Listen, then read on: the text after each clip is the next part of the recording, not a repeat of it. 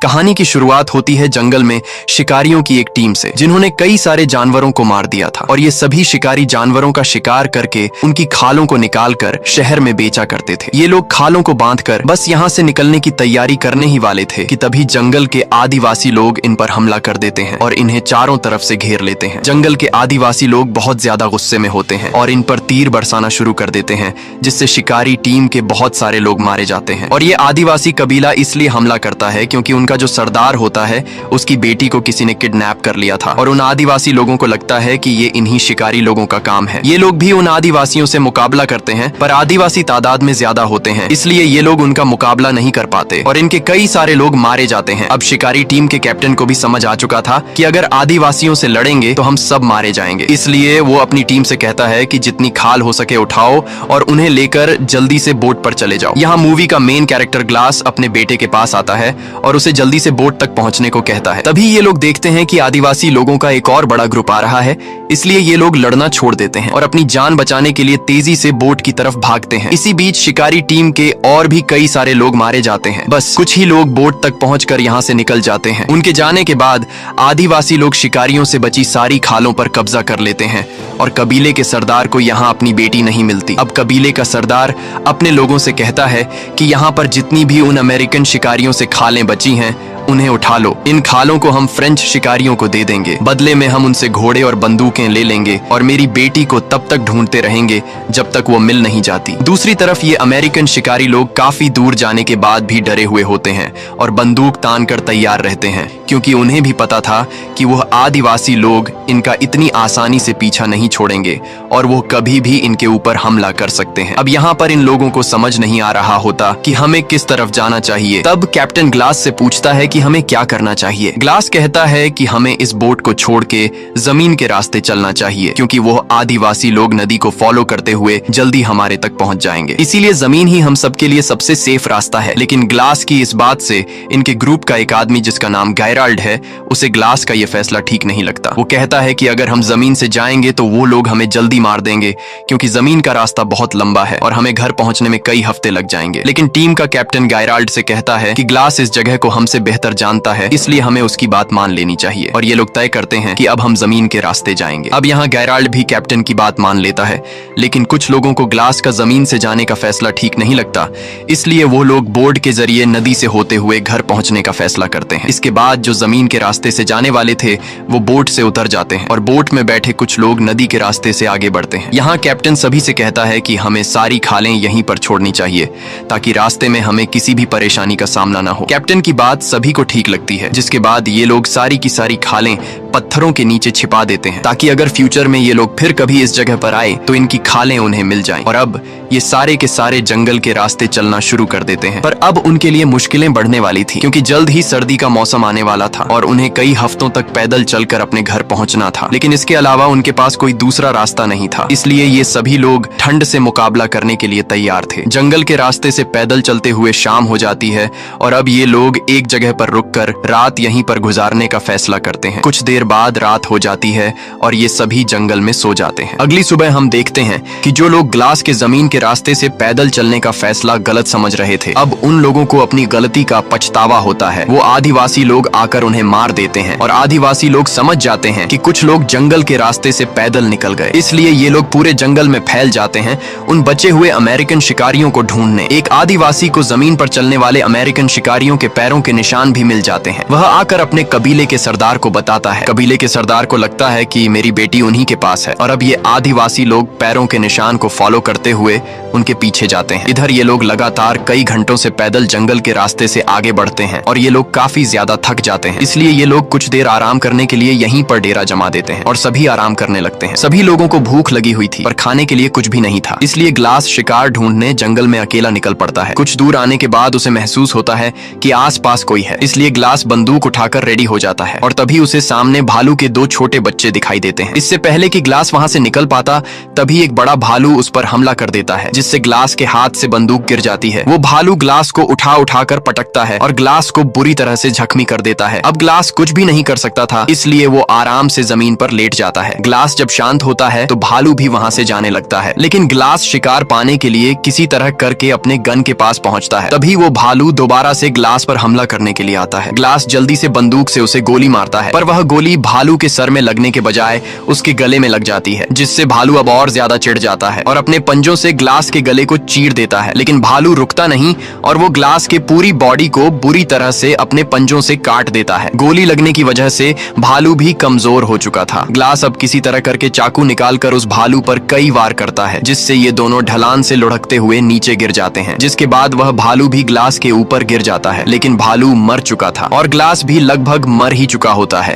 क्योंकि भालू ने उसका गला पूरी तरह से फाड़ दिया था और इसकी पूरी बॉडी पर गहरे जख्म थे। ग्लास बहुत ही ज्यादा तकलीफ में था। ग्लास ने जब भालू पर गोली चलाई थी तब गोली की आवाज उसके साथियों ने सुन ली थी, इसलिए ग्लास के साथी उसे ढूंढते हुए वहां पर पहुंच जाते हैं और वो देखते हैं कि ग्लास के ऊपर भालू गिरा हुआ है। वो बड़ी मुश्किल से भालू को उसके ऊपर से हटाते हैं और ग्लास को अपने साथ ले जाते हैं। अब उनमें से एक आदमी ग्लास के घावों को सीना शुरू करता है। दर्द के मारे ग्लास का बुरा हाल हो गया था। उसका गला बुरी तरह से कट चुका है और उसके पूरे बॉडी पर काफी गहरे जख्म हैं। ग्लास के जख्मों को देखते हुए ये लोग समझते हैं कि ग्लास अब जिंदा नहीं रह पाएगा और कुछ ही घंटों में उसकी मौत हो जाएगी। दूसरी तरफ आदिवासी कबीले का सरदार अमेरिकन शिकारियों से जो खालें बची हुई थीं, वो इन खालों को फ्रेंच शिकारियों को दे देता है, जिसके बदले वो उनसे बंदूकें और घोड़े ले लेता है, जिसका मतलब इन अमेरिकन शिकारियों यानी ग्लास और उसके साथियों के लिए मुश्किलें बढ़ने वाली थीं, क्योंकि इससे पहले ये आदिवासी तीर कमान से हमला किया करते थे, लेकिन अब आदिवासियों के पास घोड़े और बंदूकें भी आ गई थीं। अब ग्लास बुरी तरह से जख्मी होने की वजह से चल नहीं सकता था, इसलिए ये लोग ग्लास के लिए लकड़ी का एक स्ट्रेचर बनाते हैं। वो ग्लास को उसके ऊपर रखते हैं और आगे बढ़ना शुरू करते हैं। इस तरह से ये लोग बारी बारी से ग्लास को उठाते हैं। ये लोग ग्लास को काफी दूर तक ले आते हैं, पर आगे का रास्ता बहुत ही मुश्किल था, क्योंकि आगे एक ऊंचा पहाड़ था जहां से इन लोगों को गुजरना था। ये पहाड़ी रास्ता इतना खराब था कि वहां से अकेला आदमी भी ठीक से नहीं चढ़ पाता था, इसलिए ग्लास को यहाँ से चढ़ाना नामुमकिन था। ये लोग फिर भी कोशिश करते हैं, पर ये लोग ग्लास को नहीं चढ़ा पाते। तभी उनका जो कैप्टन होता है वो अपने एक आदमी को बोलता है कि ग्लास के मुंह पर कपड़ा रखो। दरअसल वो ग्लास को गोली मारने वाला होता है, क्योंकि उसको लगता है कि ग्लास तकलीफ से गुजर रहा है और वैसे भी ग्लास अब बच नहीं सकता। ग्लास दर्द से तड़प रहा होता है और उसको यहाँ से घर ले जाना लगभग नामुमकिन है। कैप्टन ग्लास को मारने ही वाला होता है कि तभी ग्लास का बेटा सामने आकर बोलता है कि ऐसा मत करो। कैप्टन को उस पर तरस आ जाता है और वो ग्लास को गोली नहीं मार पाता, क्योंकि ग्लास की वजह से ये सभी जिंदा बचे होते हैं। कैप्टन वहाँ पर मौजूद सभी लोगों से कहता है कि जो भी 2 लोग ग्लास के मरने तक उसके पास रुकेंगे, उसे गांव वापस आते ही $70 दिए जाएंगे। कैप्टन कहता है कि ग्लास ने हम सबकी मदद की है और कैप्टन चाहता था कि ग्लास को नेचुरल डेथ मिले और जब ग्लास मर जाए तो उसका अंतिम संस्कार करके वो 2 लोग भी वापस आ जाएं। अब ग्लास का बेटा फौरन बोलता है कि मैं रुकूंगा, और वहाँ पर एक लड़का और होता है जिसका नाम फ्रेजर है। वो कहता है कि मैं रुकूंगा चाहे $70 मिले या ना मिले। अब ग्लास का बेटा हॉक और फ्रेजर दोनों उम्र में छोटे थे, इसलिए कैप्टन कहता है कि एक और आदमी भी इनके पास रहना चाहिए। यहाँ गेराल्ड सामने आकर बोलता है कि मैं रुकूंगा, पर $70 बहुत कम है। तब कैप्टन बोलता है ठीक है, $100 मिलेगा। और तभी जो ग्लास का बेटा और जो दूसरा लड़का होता है वो कहते हैं कि तुम हमारे डॉलर भी रख सकते हो। ये सुनकर गेराल्ड कहता है $300 काफी है, इससे मैं अपना घर खरीद सकता हूँ, और वैसे भी 2 से 3 दिनों की बात है, इससे ज्यादा दिन ग्लास जिंदा नहीं बच पाएगा। और गेराल्ड भी उनके साथ रुकने के लिए तैयार हो जाता है। अब ये 3 लोग ग्लास के पास यहाँ पर रुक जाते हैं और बाकी सब आगे निकल जाते हैं। गेराल्ड ग्लास के पास ही बैठ जाता है और ग्लास के मरने का इंतजार करने लगता है, लेकिन ग्लास मरने का नाम तक नहीं ले रहा होता। अगले दिन ग्लास का बेटा और वो दूसरा लड़का पेट भरने के लिए शिकार और पीने के लिए पानी लेने चले जाते हैं। तब गेराल्ड पास ही में एक घड़ा खोदने लग जाता है, लेकिन गेराल्ड ऐसा क्यों कर रहा है? क्या वह ग्लास को जिंदा दफनाने का सोच रहा है? ये तो हमें आगे ही पता चलेगा। इस तरह से और भी कई घंटे गुजर जाते हैं और जब गेराल्ड देखता है कि ग्लास अभी तक नहीं मरा, तब वो गुस्से से ग्लास के पास आता है और ग्लास से कहता है कि तुम मरते क्यों नहीं? तुम्हारी वजह से हम सबकी जान चली जाएगी, क्योंकि आदिवासी लोग अभी भी पागलों की तरह हमें ढूंढ रहे हैं, और अगर आदिवासी यहाँ पर आ गए तो वो हम सबको मार देंगे और तुम अपनी जान देकर अपने बेटे की और हम सबकी जान बचा सकते हो। अब गेराल्ड ग्लास से कहता है कि अगर तुमने अपनी पल के नीचे झपका ली तो मैं समझ जाऊंगा कि तुम मरने के लिए तैयार हो। ग्लास बेचारा काफी देर तक कोशिश करता है कि उसकी पल के न झपके, लेकिन तब गेराल्ड उसे कहता है कि मुझे लगता है कि तुम अपने बेटे को भी नहीं बचाना चाहते। ग्लास गेराल्ड की बात सुनकर अपने बेटे को बचाने के लिए अपनी पल के नीचे झपका देता है। ये देखकर गेराल्ड ने उसके मुंह में कपड़ा घुसाकर उसकी सांस रोक दी और ग्लास अब तड़प कर मर रहा होता है। तभी ग्लास का बेटा आकर गेराल्ड को बंदूक से पीछे धकेल देता है। ग्लास का बेटा गेराल्ड पर बंदूक तान देता है और उसे मारने की धमकी देता है। गेराल्ड उसे समझाने की कोशिश करता है कि मैं ऐसा क्यों कर रहा था, लेकिन ग्लास का बेटा उसकी कोई बात नहीं सुनता और चिल्लाने लग जाता है, जिसके बाद गेराल्ड ग्लास के सामने ही उसके बेटे को पेट में चाकू मारकर मार डालता है। ग्लास का गला पूरी तरह से कटा होता है, इसलिए वो चिल्ला भी नहीं पाता। वो सिर्फ अपने बेटे को मरता हुआ देखता है और गेराल्ड उसके बेटे को उठाकर दूर एक जगह में छिपा देता है ताकि जब वह तीसरा लड़का वहां पर आए तो वह इसे न देख पाए। कुछ देर बाद जब वह लड़का वहां पर आता है, वो गेराल्ड से पूछता है कि हॉक कहाँ है। तब गेराल्ड उसे बताता है कि वो आसपास ही होगा, थोड़ी देर में आ जाएगा। ग्लास बेचारा उस लड़के जिसका नाम ब्रीजर है उसे बताने की कोशिश करता है कि गेराल्ड ने मेरे बेटे को मारा है, पर वह बता नहीं पाता क्योंकि उसके मुंह से आवाज नहीं निकल सकती। अब रात होती है, गेराल्ड और ब्रीजर सो जाते हैं। अगली सुबह गेराल्ड ब्रीजर को जगाकर उससे झूठ बोलता है कि मैंने यहाँ से कुछ ही दूरी पर 20 आदिवासी कबीले के लोगों को हमारी तरफ तेजी से आते हुए देखा। अगर वो यहाँ तक पहुंचे तो हमारे टुकड़े टुकड़े कर देंगे। ये सुनकर ब्रीजर डर जाता है और बोलता है कि अगर हम चले गए तो ग्लास और उसके बेटे हॉक का क्या होगा। जिस पर गेराल्ड कहता है कि अगर हॉक जिंदा होगा तो हमें ढूंढ लेगा। फिर वो लड़का कहता है कि ग्लास अभी जिंदा है और हमने कैप्टन से वादा किया था कि ग्लास के मरने के बाद हम उसका अंतिम संस्कार पूरे रीति रिवाज से करके यहाँ से निकलेंगे। ये सुनने के बाद गेराल्ड ग्लास को पैरों से पकड़कर बहुत बुरी तरह से खींचता है। ग्लास के पूरे शरीर में घाव होते हैं और वो दर्द से चिल्ला रहा होता है। अब गेराल्ड ने एक दिन पहले जो कब्र खोदी थी उसमें ग्लास को जिंदा डाल देता है और ऊपर से मिट्टी डालना शुरू कर देता है। तब वो लड़का कहता है कि ये तुम क्या कर रहे हो। गेराल्ड कहता है कि ये आज नहीं तो कल मर ही जाएगा और जैसा कि हमने वादा किया था उसका अंतिम संस्कार पूरे रीति रिवाज से किया जाएगा, तो मैंने अपना वादा पूरा कर लिया है। वह उसके ऊपर थोड़ी सी मिट्टी डाल देता है और वहां से चला जाता है और उस लड़के को बोलता है कि तुम भी मेरे साथ चलो। ब्रीजर को ग्लास के इस हाल के लिए बहुत दुख होता है। वो ग्लास से कहता है कि सॉरी मिस्टर ग्लास, मुझे जाना होगा, और ये कहकर वो पानी की एक बॉटल ग्लास के ऊपर रखकर वहां से निकल जाता है। अब यहाँ पर ग्लास अकेला है, वो तड़प रहा है। ग्लास कई घंटों तक उसी जगह पर जहाँ उसे दफनाकर चले गए थे अधमरी हालत में लेटा रहता है। वो सोचता है कि यहाँ पड़े पड़े वैसे भी मरना है तो क्यों न बचने की कोशिश की जाए। वो पूरी हिम्मत जुटाकर अपने हाथ पैर हिलाता है और बहुत तकलीफ से गुजरकर वो कब्र से बाहर निकलता है। ग्लास बहुत ज्यादा तकलीफ में होता है। वो रेंगते हुए सीधा उस जगह पर जाता है जहाँ उसके बेटे की लाश है। वो अपने बेटे की लाश को देखकर पूरी तरह से टूट जाता है और बदले की आग में जलने लगता है। उसके बाद वो अपने बेटे की लाश के ऊपर सिर रखकर सो जाता है। दूसरी तरफ सुबह होने पर गेराल्ड ब्रीजर को उठाकर कहता है कि जल्दी उठो, हमें यहाँ से निकलना होगा। आदिवासी कबीले के 12 लोग हमारे पीछे आ रहे हैं। ये सुनकर ब्रीजर गेराल्ड से कहता है कि तुमने तो कहा था हमारे पीछे 20 लोग लगे हैं। वो समझ जाता है कि गेराल्ड ने उससे झूठ कहा था, इसलिए वो गेराल्ड पर बंदूक तान लेता है। तब गेराल्ड ब्रीजर से कहता है कि तुम्हें तो मेरा शुक्रिया अदा करना चाहिए। मैंने तुम्हारी जान बचाई और तुम्हें डराना जरूरी था, क्योंकि एक अधमरे इंसान के साथ हम अपनी जान खतरे में नहीं डाल सकते थे। वैसे भी ग्लास मरने वाला था और अगर तुम जिंदा रहना चाहते हो तो मैं जैसा कहता हूँ वैसा करो, वरना तुम अकेले ग्लास के पास वापस जा सकते हो। ये सुनकर डर के मारे ब्रीजर गेराल्ड की बात मान लेता है और उसके साथ आगे बढ़ने लगता है। दूसरी तरफ ग्लास उसी जगह पर होता है और अब ग्लास को भूख लगती है। वो रेंगता हुआ एक जगह पर जाता है जहाँ किसी जानवर का स्कल पड़ा होता है। वो उसमें से एक हड्डी तोड़ता है और जो सूखा हुआ मांस होता है उसे खाता है। फिर वो रेंगता हुआ एक पहाड़ी के छोर तक जाता है जहां वो देखता है कि नीचे एक नदी है। ग्लास को अब प्यास भी लगी थी। वो बड़ी मुश्किल से उसी तरह रेंगता हुआ उस नदी के किनारे पहुंच जाता है और पानी पीने लगता है। लेकिन जब वो पानी पीता है तो पानी उसकी गर्दन से बाहर निकल जाता है क्योंकि उसकी गर्दन कटी हुई थी। अब ग्लास को सबसे पहले अपने घावों का इलाज करना था। उसके पास थोड़ा बारूद बचा होता है। वो सूखी घास इकट्ठा कर आग जला लेता है और थोड़ा सा बारूद अपनी गर्दन के उस हिस्से पर डालता है जहां गला कटा हुआ था। फिर वो एक जली हुई लकड़ी को अपनी गर्दन में लगाता है जिससे बारूद जलकर एक चिंगारी पैदा होती है और उस चिंगारी से उसकी गर्दन जल जाती है। वो ऐसा इसलिए करता है ताकि जलने से जो उसका घाव फटा हुआ है वो चिपक जाए। इस दौरान ग्लास को बहुत दर्द होता है और दर्द के मारे वो बेहोश हो जाता है। उसके बाद ग्लास कई दिनों तक उसी नदी के किनारे रहता है। वो पानी पीकर और मरे हुए जानवरों का मांस खाकर अपने आप को जिंदा रखता है। एक दिन वो आदिवासी कबीले वाले लोग उसी नदी के किनारे आ जाते हैं और इससे पहले कि वो ग्लास को देख पाते, ग्लास जल्दी से नदी में कूद जाता है। वो नदी में तैरता हुआ उन आदिवासी लोगों से काफी दूर चला जाता है। नदी के इस बर्फीले ठंडे पानी में रहने के बाद ग्लास का ठंड से बुरा हाल हो गया था। वो बहुत मुश्किल से आग जलाकर अपनी बॉडी को गर्म करता है और अब यहीं पर रहने का फैसला करता है। इस तरह से ग्लास को यहाँ पर रहते हुए काफी दिन गुजर जाते हैं। अब उसके जख्म भी ठीक हो चुके थे और ग्लास थोड़ा बहुत चलने लगा था। नदी के किनारे होने की वजह से उसे पानी की तो कोई कमी नहीं थी, लेकिन पेट भरकर खाना उसे बहुत मुश्किल से मिलता था। वो वहां नदी से मछली पकड़कर उसे कच्चा खाकर गुजारा किया करता था और अपने आप को जिंदा रखता। अब एक रात को जब वो सो रहा होता है तभी उसको आग की कुछ लपटें दिखाई देती हैं और जब वो उस तरफ जाता है तो वहां पर एक आदमी होता है जिसने बहुत बड़ा शिकार किया था और वो उसे खा रहा होता है। ग्लास उसके पास जाता है है और जैसे ही वो ग्लास को देखता है वो अपना तीर और कमान उस पर तान देता है। ग्लास इशारों से बताता है कि मैं तुम्हारे लिए कोई खतरा नहीं हूँ, मुझे बस खाना चाहिए। वो आदमी समझ जाता है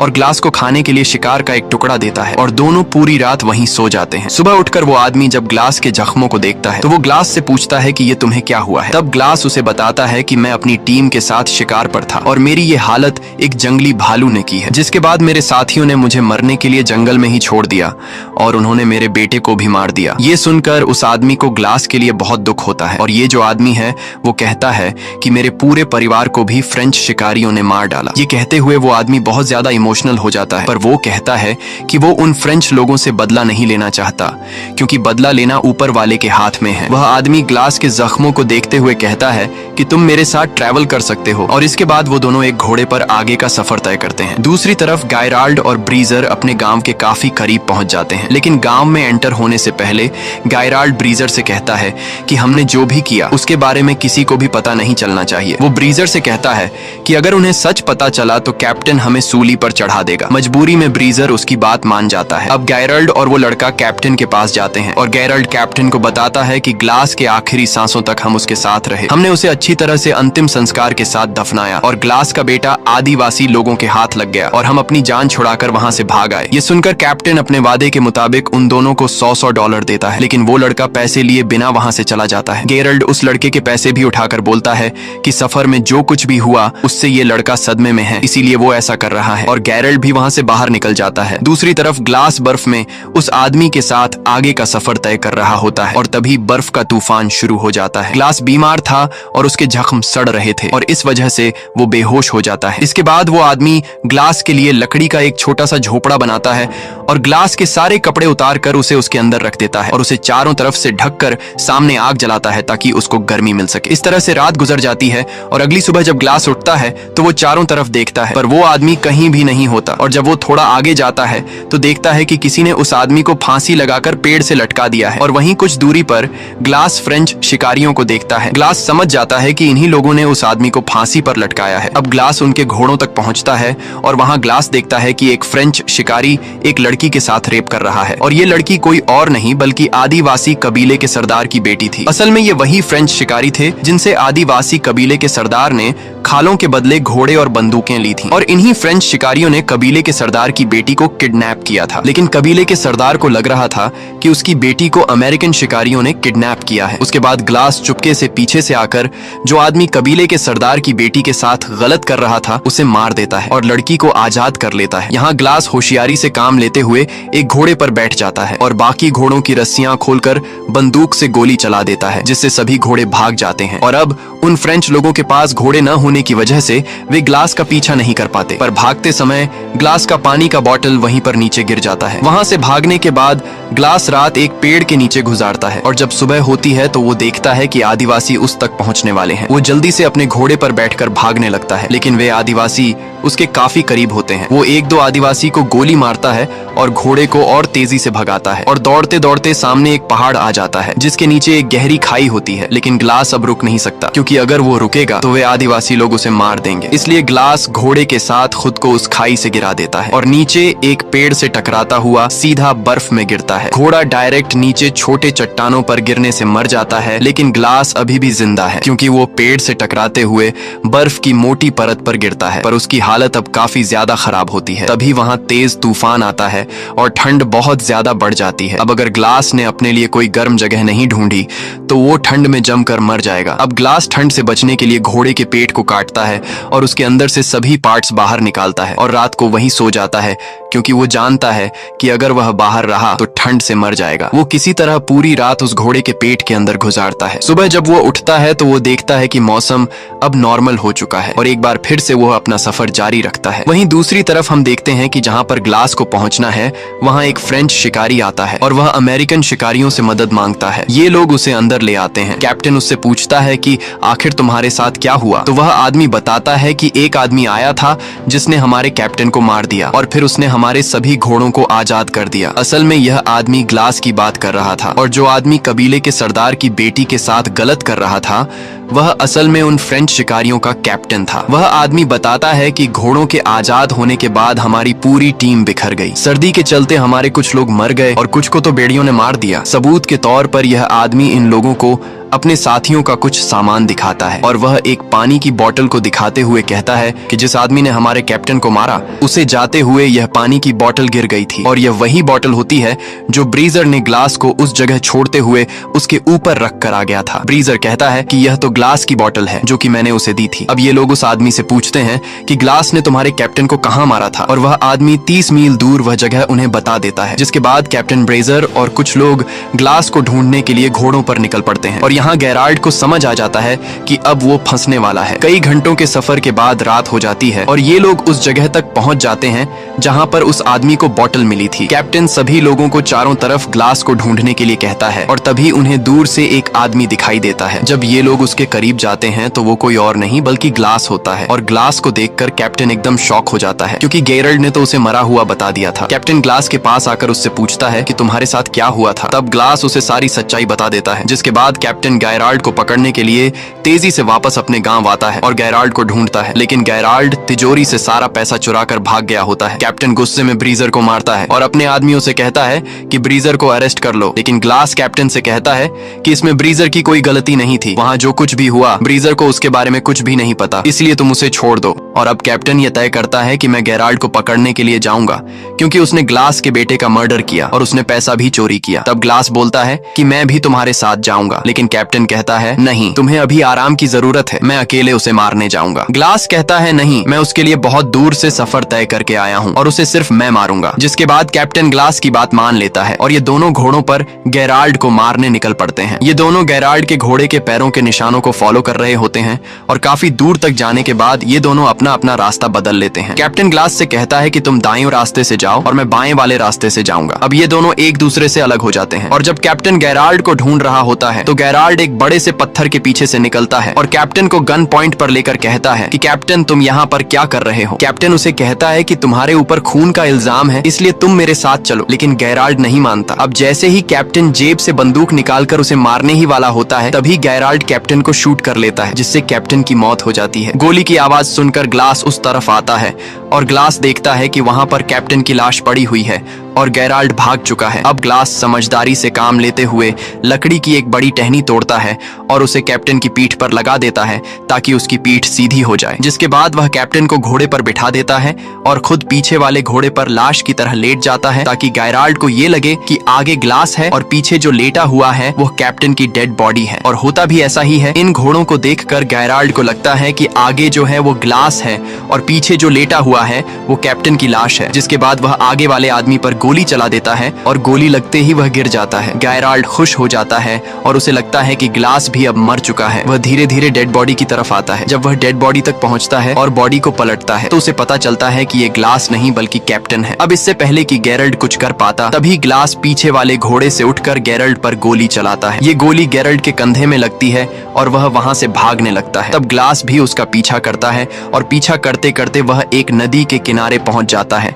जहां पर इन दोनों के बीच एक बड़ी फाइट होती है। ये दोनों ही एक दूसरे को बुरी तरह से घायल कर देते हैं और तभी हम देखते हैं कि नदी के उस पार वो आदिवासी कबीले वाले आ जाते हैं जो इन लोगों को मारना चाहते हैं। और जब ग्लास गेराल्ड को मारने वाला होता है तभी उसे उस आदमी की याद आती है जिसने उसे खाने के लिए मांस दिया था और बाद में फ्रेंच लोगों ने उसे सूली पर चढ़ा दिया था। उसने एक बार ग्लास से कहा था कि जो इंसान किसी दूसरे इंसान के साथ बुरा करता है उससे बदला लेने के बजाय ऊपर वाले के सहारे पर छोड़ देना चाहिए। इसलिए ग्लास भी गेराल्ड को नदी में छोड़ देता है। नदी में बहते हुए गेराल्ड दूसरी तरफ पहुंच जाता है जहां वो आदिवासी उसे पकड़कर मार देते हैं और अब वे लोग नदी पार करके ग्लास की तरफ आते हैं, पर वे लोग ग्लास को कुछ नहीं कहते और ग्लास को वहां पर छोड़कर जाने लगते हैं। असल में कबीले के सरदार को उसकी बेटी मिल गई होती है और ये वही लड़की होती है जिसका रेप होते हुए एक बार ग्लास ने उसे फ्रेंच लोगों से बचाया था। ये लड़की अपने पिता को ग्लास के बारे में बताती है कि उसने मेरी जान बचाई थी और यही वजह होती है कि वे लोग ग्लास को वहां पर छोड़कर चले जाते हैं। इसी के साथ ये कहानी खत्म हो जाती है। अगर आपको वीडियो अच्छी लगी हो तो हमारे चैनल को सब्सक्राइब और वीडियो को लाइक जरूर कीजिएगा।